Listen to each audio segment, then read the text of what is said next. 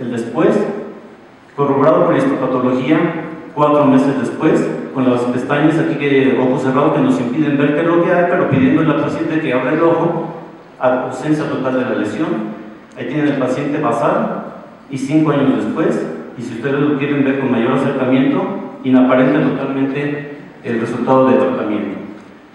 Pongo entonces ante la mesa estas alternativas de tratamiento de estos carcinomas vasocelulares pequeños para que sean ustedes quienes elijan la mejor alternativa de tratamiento para su paciente, insistiendo y enfatizando que este es el carcinoma vasocelular más pequeño que he diagnosticado, con apenas 1.7 milímetros de diámetro. Por su atención, muchas gracias.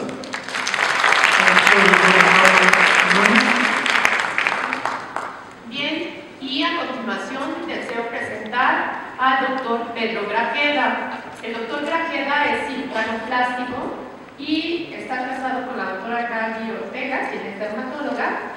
El doctor Grajeda pues siempre nos acompaña en congresos. Muchas gracias, Pedro. Qué amable. Y es el jefe de cirugía plástica en el Centro Médico La Raza de IMSS. Él nos hará un tema acerca de toxina botulínica, me imagino, las microdosis, para hiperhidrosis palmar. Adelante, doctor Grajeda. Gracias, doctor Ponce. Agradezco a la academia que permitan que presente mi experiencia en este tipo de patología. Ustedes se preguntarán por qué un cirujano plástico invade este terreno tan interesante de la derma, la hiperhidrosis palmar. Pero caímos ahí por culpa de ustedes. Ustedes saben mejor que yo que esto es de etiología desconocida. Me voy a poner un lente porque no veo esto. De etiología desconocida, es una sudoración excesiva, es espontánea, molesta, incapacitante, que llega a producir maceración y en muchos casos infección. Su inicio es en la infancia y, aunque el porcentaje de afectación en nuestra población es bajo, siempre es considerable. Existen infinidad de tratamientos. Los médicos han fallado y los quirúrgicos también. Han llegado a producir este tipo de procedimientos quirúrgicos. La simpatectomía ha producido neumotórax, síndrome de Horner y sudoraciones compensatorias que son a veces más molestas que la misma sudoración que tienen los pacientes. Los pacientes están preocupados y después de todos estos tratamientos que verdaderamente son nulos, desean hasta que les amputen las manos. Pero a partir de la década de los 80s, para esto llegó la solución. Y parecía como magia. En todo el mundo se empezó a usar la toxina botulínica para este fenómeno. De tal manera que, como ustedes saben, la toxina compite con la acetilcolina por el receptor y al ganarle impuesto disminuye la sudoración. Durante la década de los 90s, cirujanos plásticos, dermatólogos, neurofisiólogos, neurólogos, neurocirujanos, ginecólogos, maestros de escuela empezaron a publicar todas las consideraciones para llegar al punto de qué dosis era la más conveniente. Existen artículos en los cuales estas dosis oscilan entre las 100 y las 200 unidades de la toxina. Acabo de leer un reporte de Carruthers y recomienda, en casos severos, 200 a 250 unidades por mano. Imagínense el costo para los pacientes, el número de piquetitos que tiene que darse a esto para que cumplan su cometido. Durante la siguiente década se dieron cuenta todas estas gentes que les platico que estas grandes dosis, aparte de ser mágicas y que aliviaban el problema, tenían ciertos defectos. Y es aquí donde entran los cirujanos plásticos. A nuestra consulta empezaron a llegar pacientes que mostraban debilidad en la pinza fuerte, pero sobre todo en la pinza fina. Para ello,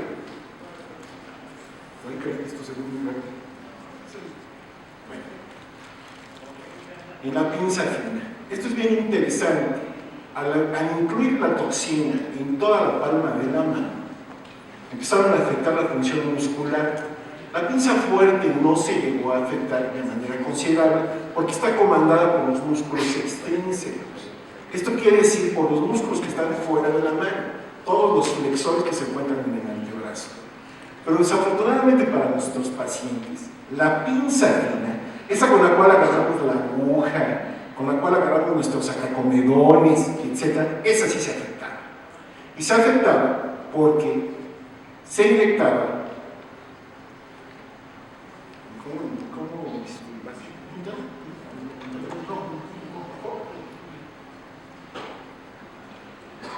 Se afectaban básicamente el oponente del pulgar, el flexor corto del mismo y el oponente del meñique. Esto es algo bien interesante, porque eso sí, son músculos verdaderamente importantes para la aprehensión fina. Esto nosotros lo resolvimos rápidamente. Nuestra consulta privada se empezó a llenar de pacientes con este tipo de problemas. Los dermatólogos nos los mandaban para ver si en el momento de la infiltración no habían dañado estructuras importantes como el nervio mediano, su rama motora o el nervio cubital y su rama motora. Nosotros platicamos con ellos y les dijimos que no era tal, pero que la debilidad causada por la toxina sí era importante. Algunos reportes hablan de que se afecta esta función hasta por 8 semanas, de tal manera que nosotros decidimos realizar una serie de trazos para que nuestros dermatólogos o neurólogos que aplicaran la toxina no tuvieran este problema o no lo tuvieran tan importante. De tal manera que decidimos mandarles un mapita para que no picara dónde pudieran afectar esta función. Y decidimos trazar las siguientes rayas. Todas son sobre el borde cubital de los dedos y se van a trazar de vista aproximada. Esto va acompañado de líneas perpendiculares a las mismas. La primera que se traza es en el pliegue proximal de la muñeca. Esto es muy importante y ahorita les voy a platicar por qué. La segunda línea que se traza es en el pliegue distal al primero. La tercera es en el pliegue les digo, en el pliegue proximal a la primera línea trazada. Estos 3 cuadritos que ven aquí les van a ayudar a encontrar los nervios que tienen que bloquear para que sus pacientes no sufran dolor en el momento de las multiaplicaciones de la toxina. Después de trazada esta, se traza una que va desde la articulación metacarpofalángica perpendicular a las anteriores.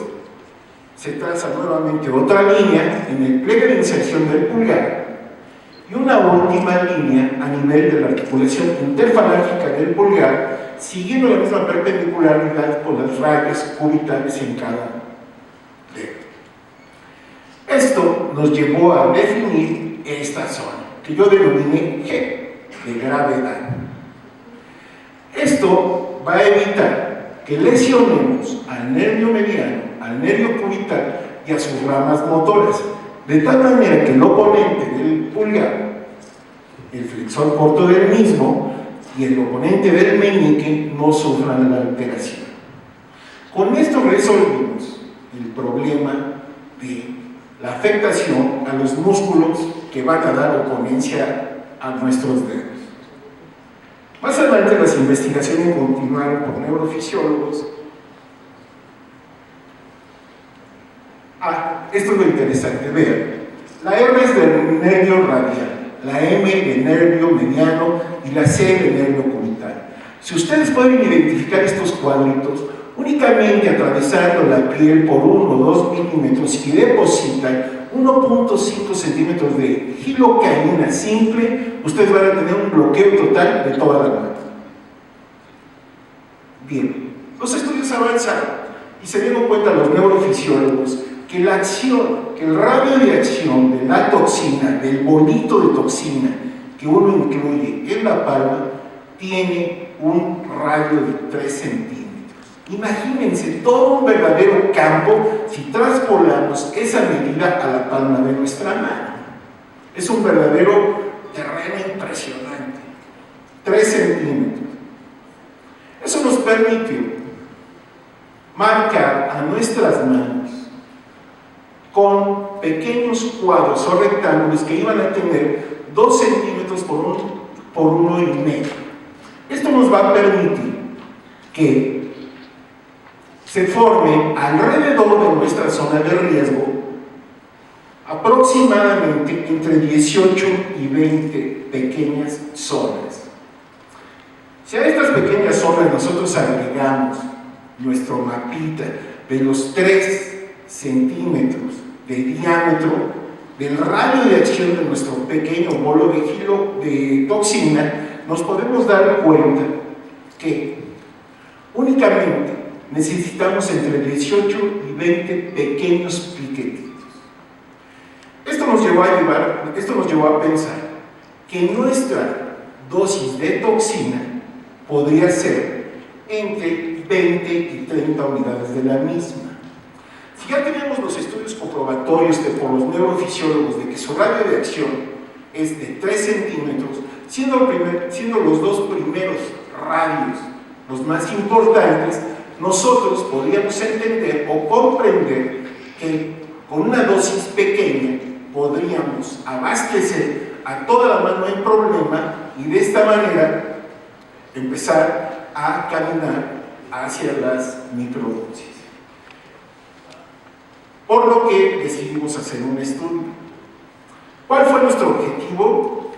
Abatir la producción de sudor con dosis intradérmicas de toxina que no abandonaran las 30 unidades.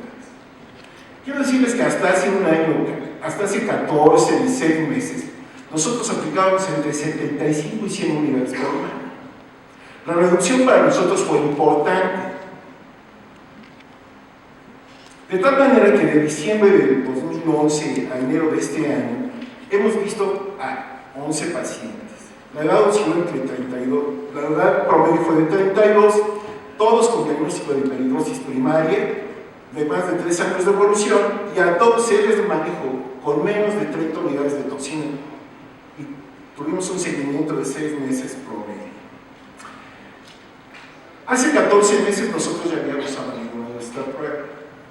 Teníamos una zona de confort, de los puntos G nos ayudaban a no meter en peligro a nuestras manos, teníamos ese cuadriculado que hicimos, esta prueba ya nos preocupaba, pero a partir de que redujimos la dosis, sí nos preocupó y las empezamos a leer de manera más importante. Ustedes conocen esta prueba mejor que yo, donde está más oscurito, hay más problemas. De tal manera que decidimos aplicar en promedio, en esos 18 puntos, esta es la mano de una niña de 23 años con problema de hiperhidrosis. Diseñamos los puntos G, aplicamos los cuadritos de 2 centímetros por 1,5 y ahí decidimos aplicar únicamente en promedio 25 unidades disueltas en 0.5 milímetros. Eso quiere decir que en esos viales que traen 100 unidades, nosotros metíamos 2 centímetros cúbicos de solución y tomábamos únicamente la cuarta parte de la preparación para una mano. Todos estos cuadritos.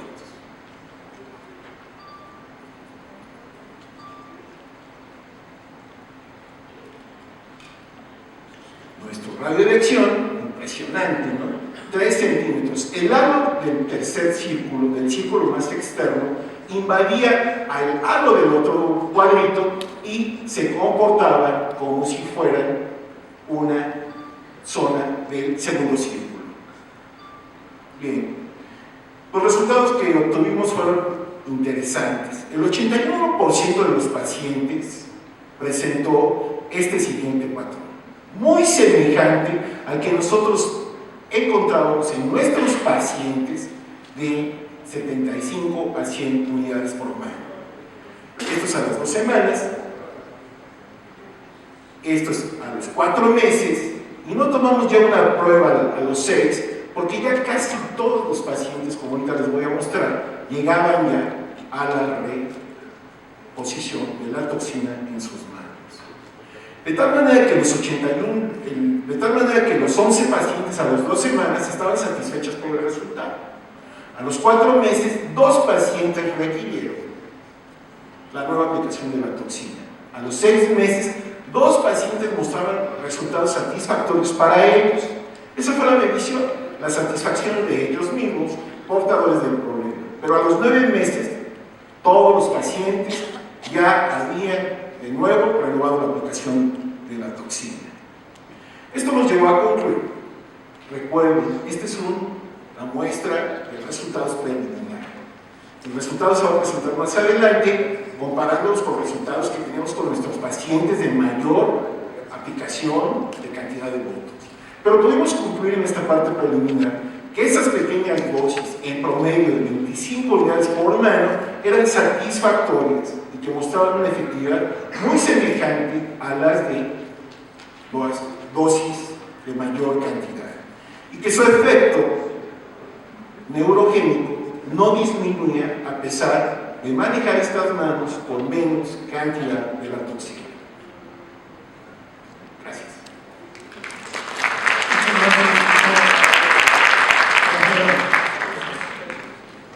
Muy interesante su trabajo.